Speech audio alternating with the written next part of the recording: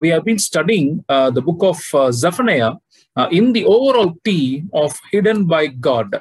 The reason why we've chosen this theme of hidden by God is for two reasons. One is the name Zephaniah, the prophet Zephaniah itself means hidden by God. Yahweh, his hides or hidden by Yahweh. And secondly, if you look at chapter 2 and verse 3, Zephaniah chapter 2 and verse 3, what do you see there? Seek the Lord, all you humble of the land, you who do his commands, seek righteousness, seek humility, perhaps you may be hidden on the day of the Lord's wrath. So here in the book of Zephaniah, the prophet, talks about the coming judgment. In fact, Zephaniah is the last of the pre-exilic prophets. As I have mentioned it in the earlier the meditations of the previous chapters. So he brings the final warning before the Babylonian captivity, and he brings a strong warning regarding against Judah and also against the other neighboring nations. And this context is what God says to the people, that if you seek the Lord, if you seek righteousness, if you seek humility, you will be hidden by God. Amen. That is what the book of Zephaniah talks about, and all the three chapters. If you look at the three chapters, we have been studying each chapter in a different title. The first chapter, the very first chapter, we looked at the chapter as introspection, where God says, be silent before me. We looked at chapter 1 and verse 7, where God says, be silent before the Lord God, for the day of the Lord is at hand. The first chapter was about to be silent, to introspect. And the second chapter is about instruction, where the verse that I read earlier, this chapter 2 and verse 3, what do you see? There says, seek the Lord, seek righteousness, seek humility. We move from introspection to be instructed by God. And what does God instruct? To seek him, to seek righteousness, to seek humility. That is what God instructs. And today we will study the third chapter of Zephaniah in the title of internalization. So now, we have introspected ourselves, and seen, what is there in our life. And after introspection, God has moved us towards seeking him, having an active relationship with him, seeking righteousness and to seek humility. And as we do that, God now wants us to internalize that message and live out that message. Amen. God's word, the word of God becomes, fruitful, not because we acquire knowledge, but only when we apply it into our lives and when we begin to live out the word of God. Amen. That is what we see in the Bible. And then so third chapter, we're going to look at the message of internalization with the word serve. The first chapter we looked at, God said silent. The second chapter talked about seek. The third chapter talks about serve, to serve God. Look at chapter 3 and verse 9. So let me read that verse 9 from NRS, the New Revised Standard Version. At that time, I will change the speech of the peoples to a pure speech, that all of them may call on the name of the Lord and serve him with one accord. So what God is saying, that he will change the language of the people. He will make them holy in their words and in their deeds, so that they can serve God with one accord. So in the final chapter, now we're going to look at how to serve God and how not to serve him. So we, as Christians, as God's people, we know that God has called every one of us to serve him in different capacities. We all are called to serve God. That is why in the New Testament we see the priesthood of all believers. It is not like in the Old Testament where they were designated priests, but in the New Testament we see, though there are different offices to which God calls different people, where God there is a calling that differs from people to people, yet we all are called as royal priests. We are given this royal priesthood. What is this royal priesthood is for? To be, a witness for Christ, to testify God's kingdom, to testify God's works. That is what it is. And here, the third chapter, as we close, as we have come to the aspect of serving. In fact, let me say this before, and I get into this meditation. As a step one, when we introspect our life and set our life right with God, and then God moves us, towards actively having having a relationship with him, by seeking him more, by walking in his path of righteousness, by being humble, what is the consequence? It is that, we understand that we are called to serve him. Amen. So that is what we want to look here. How not to serve, how God is teaching us how not to serve him and how to serve him. We're going to look at all those things. So first, I'm going to show you from the third chapter three areas. Three areas from which we can understand how not to be and how God wants us to be. In fact, look at all the three areas. It shows, the first three, negative aspects or negative elements that can be found in our lives, and how God wants to transform us, how God wants to move us towards restoration. That is what we're going to look at. So the first thing, that we see in the third chapter is how the people were oppressing. They were oppressing. That is what it says. Look at verse 3 and 4. Let me read verse 3. In fact, we look at the first verse in NLT. The first verse is in fact an NRSV, New Revised Standard Version, says, soiled, defiled, oppressing city. It says it was an oppressing city about Judah, and this verse talks about Judah and what kind of an oppression that we can do by serving God. In serving God, what is it that the Bible talks about? Look at verse 3 and 4. Let me read those verses. The officials within it are roaring lions. Its judges are evening wolves that leave nothing until the morning. The prophets are reckless, faithless persons. The priests have profaned what is sacred. They have done violence to the law. The same verse, let me read on also in NLT, New Living Translation. Its leaders are like roaring lions, hunting for their victims. Its judges are like ravenous wolves at evening time, who by dawn have left no trace of their prey. Its prophets are arrogant liars, seeking their own gain. The priests defile the temple by disobeying God's instructions. Here, the prophet talks about the leaders, talks about the officials, the judges, the prophets, the priests, and the Bible here in Zephaniah shows very clearly, how they were actually, using their calling in an ungodly manner, in an unrighteous manner. How they were. If you look at the screen, you could see, there are four areas that have, you can identify from here. First is, these leaders, these officials they were like roaring lions. That is like, you cannot even approach them. Can you actually, go and make friend with the lion? Can he go and sit with the lion? Is the lion approachable? No, isn't it? That is what, the Bible says. How these leaders behaved, how these officials behaved, they were like roaring lions. You cannot go near them. You cannot approach them. So that is being oppressive. So that is not the way in which God has called us to serve others. But God has called us to be approachable. Jesus, he came down to this earth being God. That is what, when Paul writes to Philippians, he says, he did not count himself equal with God, though he was equal with God the Father. He did not count himself equal with God. Rather, he left everything, and he came down to earth. He came down. That is what leadership is about. It's not about sitting up and being authoritative. Rather, becoming down. As leaders, are we able to do that? Are we doing that? It's a warning from God. If not, we are oppressive leaders. We are only, we are there to show our authority and power. That is, look there. And the second thing it talks about, they were ravenous wolves. These judges were ravenous wolves. What does a ravenous wolf do? It will completely, hunt and, kill and devour the prey. It completely devours the prey. We are called not to devour the people, rather to feed the people. In fact, look at when we meditated the other minor prophets and also the other prophetic books, the major prophetic books, quite often, God talks about these worthless shepherds. What do these worthless shepherds they do? They do not feed the lamb. Rather, they feed themselves with the lamb. That is what these worthless shepherds do. That is what a ravenous wolf would do. So are we, as leaders, are we oppressing people, or are we blessing them? Are we feeding people, or are we, there only for their gains? That is what we need to be very careful.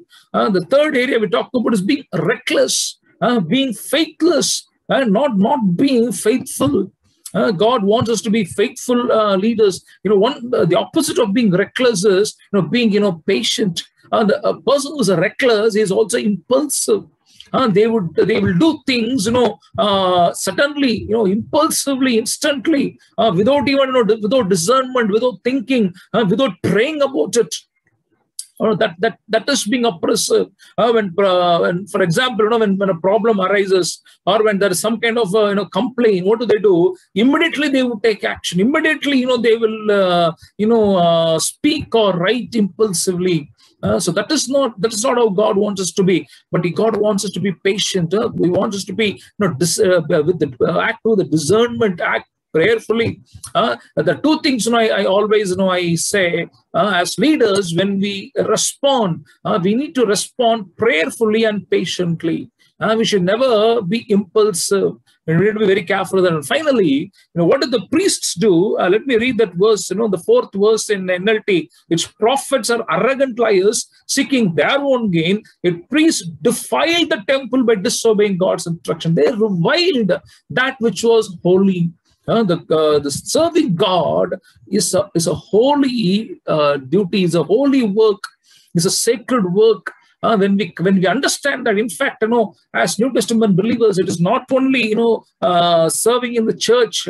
It is wherever we work, we are called to serve God. So what does it actually mean? Wherever we are, we're called to be holy. We are called to consider it as sacred. And when we consider it as sacred, our life and our actions and our words has to demonstrate sacredness, holiness. So are we living a holy life? Are we leading a ministry in a holy way? Or are we profaning it? Are we reviling it? May the Lord help us to understand this. So the first area that we're looking at here is we are not called to serve God by oppressing people in these ways, rather to be humble. Look at how Jesus, talked about, compared the leaders of this world and compared, and with the godly leader. Look at Matthew chapter 20, verse 25 to 28. Matthew chapter 20, verse 25 to 28. But Jesus called them to him and said, "You know that the rulers of the Gentiles lord it over them, and the great ones are tyrants over them. It will not be so among you, but whoever wishes to be great among you must be your servant. And whoever wishes to be first among you must be your slave. Just as the Son of Man came not to be served, but to serve and to give his life a ransom for many." Jesus talks about what do the rulers of the world, the Gentiles, they do. What do? The rulers of the Gentiles lord it over them. Their great ones are tyrants over them. They are oppressive. They show their authority to people. But what does Jesus says? It will not be so among you. But whoever wishes to be great among you must be your servant. And whoever wishes to be first among you must be your slave. Just as the Son of Man came not to be served, but to serve. That this is the attitude, a servant leader, an attitude of servant leadership. This is what Jesus wants us to be as leaders, as people who serve him. Whoever we are, wherever we are called to serve, be in the church or the community, in a workplace or in the family, wherever we are, let us be servant leaders. May the Lord, give us that kind of a heart. So now God wants us not to be as oppressive leaders, but he wants us to be obliging leaders. He wants us to move from being oppressive to obliging. So look at verse of the transformation that the word of God shows. We have read the first verse. Let me read from verse 12 and 13, verse 12 and 13 in NRSV, chapter 3, 12 and 13. For I will leave in the midst of you a people humble and lowly. They shall seek refuge in the name of the Lord, the remnant of Israel. They shall do no wrong and utter no lies, nor shall a deceitful tongue be found in their mouths. Then they will pasture and lie down, and no one shall make them afraid. Now here it talks about people who are not oppressive. But how they are, it says a people who are humbly and lowly, who are humble and lowly. 13th verse says, they shall do no wrong. They utter no lies, nor shall a deceitful tongue be found in their mouths. How wonderful this is, right? May the Lord help us to understand that we are not called to, oppress people using our power, using our authority, using our leadership, rather to be, rather to bless them. Sometimes we think, to oblige is the call of a person who is under us. Isn't it? We think like, if a person is under us, we expect them to oblige. But what does Jesus talk about? How does Jesus present leadership? When it comes to servant leadership, he says, you're not called, whoever wants to be great among you, he has to be a slave. Who wants to be the first, he has to be a servant. And he says, this is how a leader needs to be. So he needs to be obliging to people under him, to people who work with him. It's not only expecting others to oblige, but am I willing to oblige to what others say? It doesn't mean that we are going to make compromises with things that are not right with the word of God. No. But we need to respect others' opinion, take people along. That is the kind of leadership, that is the kind of service, that is the kind of ministry that God is calling us to do. Not to be oppressive, but to be obliging. The second area of how not to serve God, how not to be, just look at here in the 3rd chapter of Zephaniah is, we should not be rebellious. We should not rebel. And very beautifully, here the Zephaniah chapter 3 defines rebellion. Well, look at verse 1 and 2. Let me read that verse first in NRSV and then also read it in NLT. Ha, soiled, defiled, oppressing city, it has listened to no voice. It has accepted no correction. It has not trusted in the Lord. It has not drawn near to its God. Let me read the verse in NLT also. What sorrow awaits rebellious, polluted Jerusalem, the city of violence and crime. No one can tell it anything. It refuses all correction. It does not trust in the Lord or draw near to its God. So here the Bible defines rebellion. What is rebellion? The first is, it has listened to no voice, listening to no one, not heeding to anybody, saying that, I know better than others, I know better than you, is an act of rebellion, is being rebellious. We always need people who can actually talk to us, who can point our mistakes, or who can give their opinions. We need to be open to people's suggestions, their corrections. That is what it says. What is rebellion? When we do not listen to others, when we completely close our ears, we close our ears to the word of God, or we close our ears to other people. Are we doing that? Are we heeding to people, or our ears actually closed? Sometimes our ears may look like it is open, but within us, our mind will be closed. We will not be willing to listen to others. Are we like that?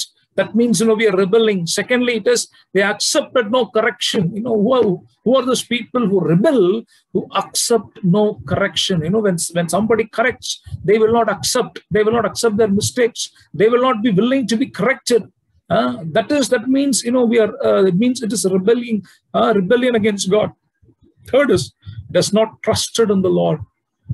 If you do not trust in the Lord, it is an act of rebellion. Where is our trust? Do we trust on ourselves, or are we trusting on our experience or our qualification, or on our money, possessions, or on some people? Where is our trust? Or are we truly trusting in the Lord?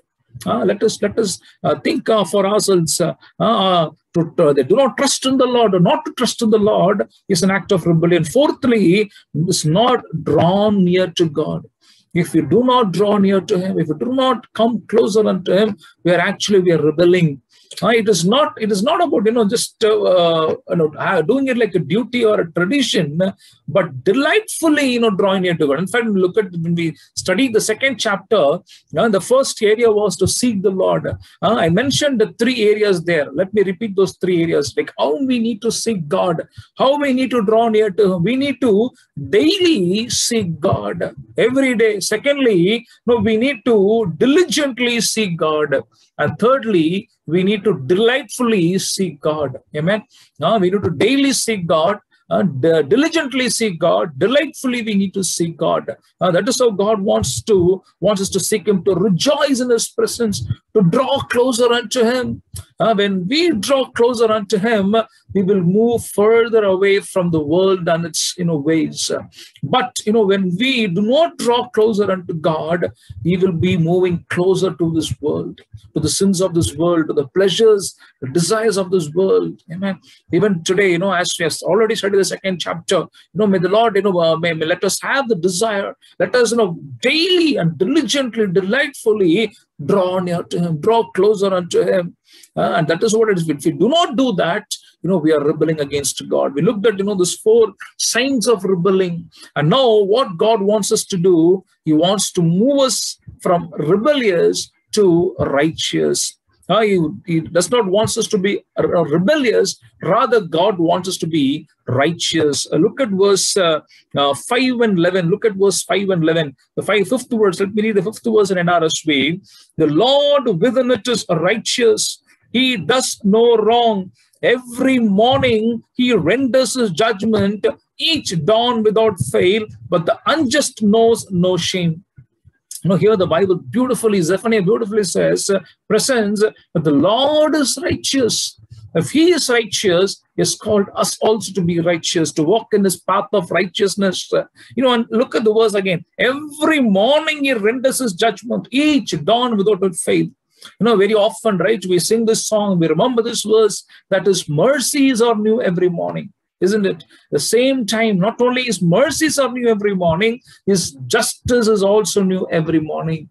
Where we meditate upon God's mercy, the same time we also need to meditate upon God's justice. Both has to balance in our life. It is about God's love and God's righteousness, His mercy and His justice. So both has to go hand in hand. Yes, we know that His mercies are never fail. His mercies are new every morning. God is, He shows us His unfailing love. At the same time, His justice also is new every morning. He does not fail. He's a righteous God, and He wants us to walk in the path of righteousness. So God wants us to move from being rebellious to righteous. Look at verse 11.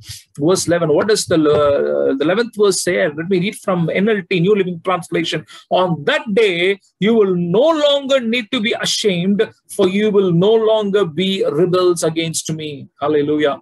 What God says, when we commit ourselves to be restored by God, what does the word of God say? You will no longer need to be ashamed.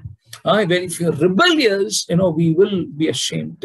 But God wants to say that you will no longer need to be ashamed, for you will no longer be rebels against me. Hallelujah. So what we will do? If you're righteous and not rebellious, we will listen to others. We will listen to others' opinion, others' suggestions. Second, we will accept correction. When people correct us, we will trust in the Lord and we will draw near to Him. Amen. We will have a closer communion, a relationship with God. That's the second area. So the first area, we looked at how we need to serve. We should not serve. God wants us not to be oppressive, but to be obliging. He does not want us to be rebellious, but to be righteous. Now let me quickly move to the third area where the Word of God says in Zephaniah chapter 3, He wants to restore us, but He can move us from sorrow to singing. Hallelujah. And that is what God wants to do. Look at verse chapter 3 and verse 1 and also verse 14. I'm reading from NLT, New Living Translation. What does it says? Verse 1 and verse 14. What sorrow awaits rebellious, polluted Jerusalem, the city of violence and crime. The verse begins to say, what sorrow awaits a rebellious people, people who are polluted, people who are unholy. But the 14th verse says, sing, O daughter of Zion, shout aloud, O Israel, be glad and rejoice with all your heart, O daughter Jerusalem. Amen. From sorrow, God wants us to move towards singing. How God will do that? When we are not oppressive, rather we are obliging. When we are not rebellious, when we are righteous, He will turn our sorrow into singing. He will do that. And here in the final portion, from verse 14 to 20, here the prophet talks about the restoration that God brings. What kind of a restoration that God brings? If you look at the screen, I have mentioned those points. There are 5 areas of restoration. Beautifully, the prophet talks about 5 areas of restoration. Let me read those verses first. First, from verse 17 to 20. Verse 17 to 20. The Lord your God is in your midst, a warrior who gives victory. He will rejoice over you with gladness. He will renew you in his love. He will exult over you with loud singing, as on a day of festival. I will remove disaster from you, so that you will not bear reproach for it. I will deal with all your oppressors at the time, and I will save the lame and gather the outcast, and I will change their shame into praise and renown in all the earth. At that time, I'll bring you home. At that time, when I gather you, for I will make you renowned and praised among all the peoples of the earth, when I restore your fortunes before your eyes, says the Lord. Hallelujah. What great promises of restoration. 5 areas that we look at here. First thing, it says, he will rejoice over you with gladness. So beautiful. When we walk in God's righteousness, when we walk according to ways that which are pleasing unto God, not only we rejoice, God will rejoice over us. That is more important. Yes, it is important that we rejoice in God. But when we are righteous, when we walk in a way that are pleasing unto God, what does the verse say? He will rejoice over you with gladness. Hallelujah. So beautiful, right? That God will rejoice over us. Not only that, look at that verse, and I like this verse. He will renew you in his love. He will exult over you with loud singing. Here, not only we sing, just imagine, God also will sing. God will sing over us, right? We sing about God, right? We praise him, we exalt him, we worship him. Here the Bible says that he will also sing over us. When does God sing over us? When we, and our life is pleasing to him, when we obey his instructions and obey his commandments, when we fulfill his purpose, when we do according to his will, when our lives are, or when we walk according to his righteous path, God will rejoice over us. He will sing over us. What a beautiful blessing this is. He will not only rejoice over us, he will renew us. He will make us new. When we actually read from the second epistle of Paul to the Corinthian church, there, Paul says that whoever is in Christ is a new creation. The old has passed away. Everything has become new. Where he talks about how the experience of being born again, we become new. But in the same chapter, he says that we are renewed day by day. It is not only sufficient that we are born again, that we have become new in Christ. That's only the beginning. But that we need to be renewed day by day. We need to be renewed day by day. That is how God wants us to serve him. Not to just, bank on our old experience of being born again someday. Rather, to be renewed day by day in Christ. May the Lord help us. There are so much of, the world's, the sins, the wickedness, evil, that the pleasures, the desires of the world, the carnality that are acting against us, isn't it? We are caught up in that kind of a web, that kind of a trap in this world. So it is very essential as children of God, it's very essential as ministers of God to be renewed every day in our mind, to be renewed every day in our spirit, soul, and body, to commit ourselves afresh every day to God. Amen. That is what God wants to do in our life. That is how he wants us to serve him. Thirdly, he will remove disaster, and you will not bear reproach. That is, what does it actually mean? We will not be shameful. Already we read about that, right? That we will not be shameful anymore. So beautifully, that's what the verse, we read in the last portion. Will not be ashamed anymore. He will remove that. He will remove the reproach. He will remove the shame from our lives when we walk in righteousness. And fourthly, what he will do, he will make us renowned in this earth. Instead of shame, he will make us renowned. He will make our, the 20th verse says, I'll make you renowned and praised among all the peoples of the earth. But, when we are renowned, we need to do one thing. What we need to do, we need to acknowledge that it is not because of us, it is because of God. Hallelujah. It is because of God. So that, we will turn that praise and renown and glory back to God and not take it for ourselves. We need to be humble. I love this when Apostle Paul, when he says in his epistles that I am the least of the sinners. He says, I'm the least of the apostles and I'm the first among the sinners. That is what he says. I am the least of the apostles. So it is actually, nowadays, mostly, people want it to be, the other way around. When they share a testimony, they will say that I was a sinner, now I'm the best of the best. And, when they talk about, their apostleship, the position they're calling, they will take pride over that, calling themselves as an apostle, as a prophet or whoever.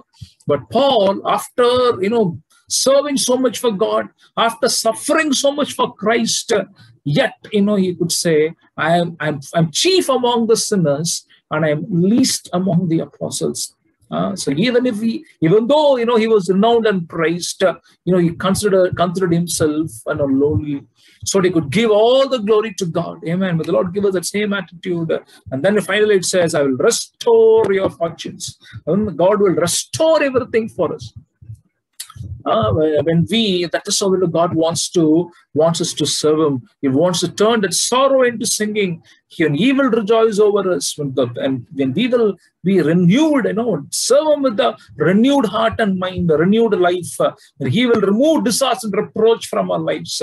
He will renown us, and we will give that glory back to God, and He will restore us. And when He says, also remember, read the book of Revelation. What do you see there? It's a beautiful picture is presented there.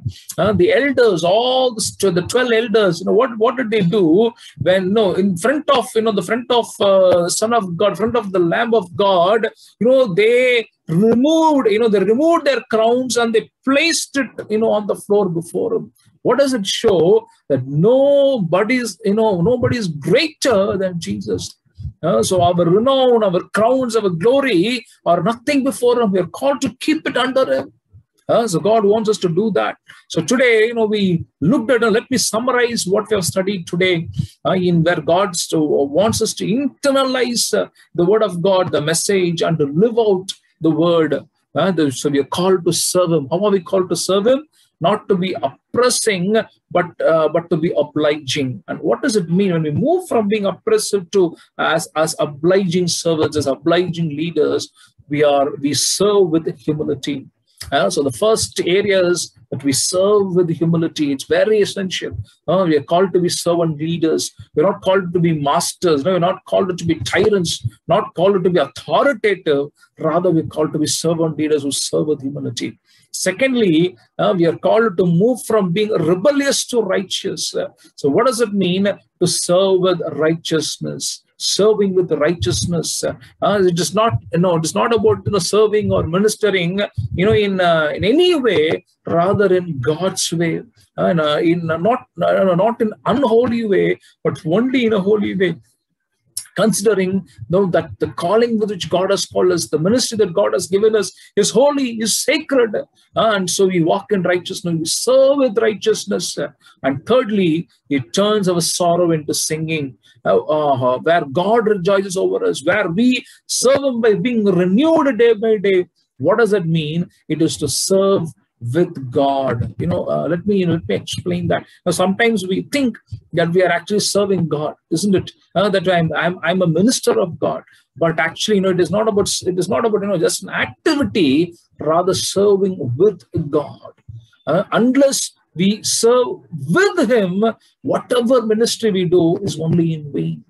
We can accomplish great things. We can do a lot of things, but if we are not with God, all those things are waste, isn't it? Where people in the last days, they come to Jesus and they say, Lord, we did so much in your name. We prophesied. We did wonders and miracles. And God says, I do not know you, because you do not do the will of my Father. So we need to serve with God.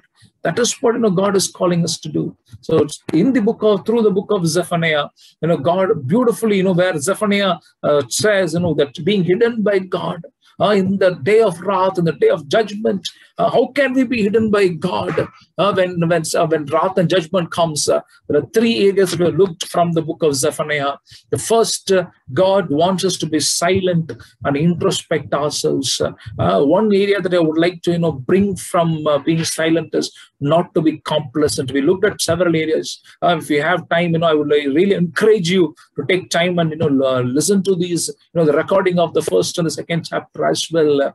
May the Lord bless you. The first is to be silent, to introspect our lives, so that we may not be complacent, to find if there are any areas that are not pleasing unto God, and from there we move by seeking Him, by seeking righteousness, by seeking humility, towards being active, having an active relationship with God, seeking Him daily. And thirdly, we are called to serve Him.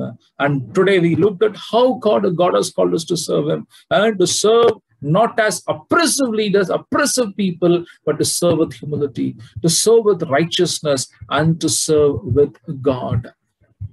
Even as we have studied this, may the Lord, bless these words, and not only let it be a knowledge, rather let us apply it into our lives.